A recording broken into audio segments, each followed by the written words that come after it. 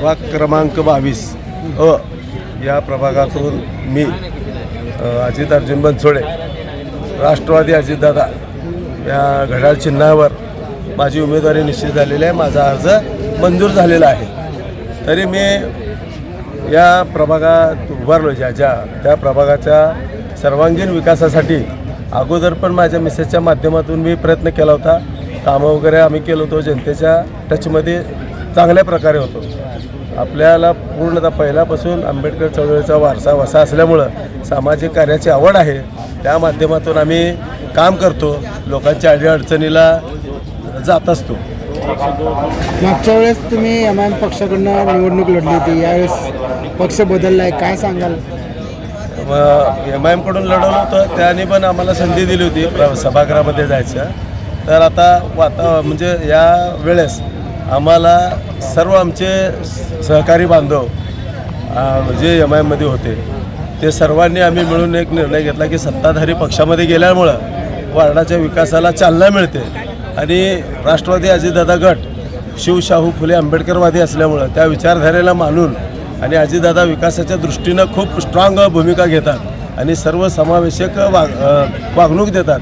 त्यामुळं अजितदादांच्या नेतृत्वावर विश्वास ठेवून आम्ही सत्ताधारी असल्यामुळं दादा सोलापूर शहरासाठी जास्तीत जास्त मदत करतील आणि दिलेत। आमच्या प्रभागाला अजितदादांनी 50 कोटीचा निधी दिला। अजितदादा कारण तो भाग हा गरीब मिश्र वस्तीचा असल्यामुळे त्या भागाचा विकास व्हावा हा उदात्त दृष्टिकोन ठेवून अजितदादांनी खूप मोठं आमच्या प्रभागाला मदत केलेली आहे आणि त्याचाच उद्देश डोळ्यासमोर ठेवून आमच्या प्रभागातील जनतेने आम्हाला अजितदादा घड्याळ या पक्षाला निवडून द्यावं आणि याच्यापेक्षा अधिक आम्ही चांगल्या प्रकारे दर्जेदार काम देण्याचा 100% प्रयत्न करतो। प्रभाग 22 जो आहे तो अतिशय नावाजला आता सध्या चर्चेतला भाग आहे। प्रभाग 22चा किसन जाधव नागेश गायकवाड यांनी पक्षाला रामराम करत भारतीय जनता पार्टी पक्षात प्रवेश केला, उमेदवारी अर्ज दाखल केला।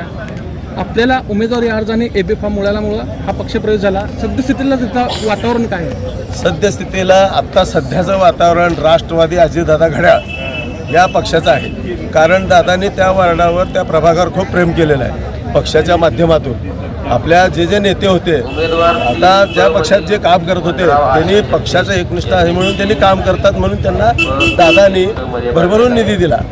पक्ष वाढावा, विचारधारेमध्ये आपल्या ताकद तयार व्हावी या उद्देशाने दादांनी तिथं दिलेलं आहे। आता सध्या राष्ट्रवादी घड्याळाचं वातावरण खूप छान आहे। आपल्याला पुन्हा हा गड राष्ट्रवादीचाच आहे हे सिद्ध करायचं आहे। हे माझं जनतेला आव्हान आहे।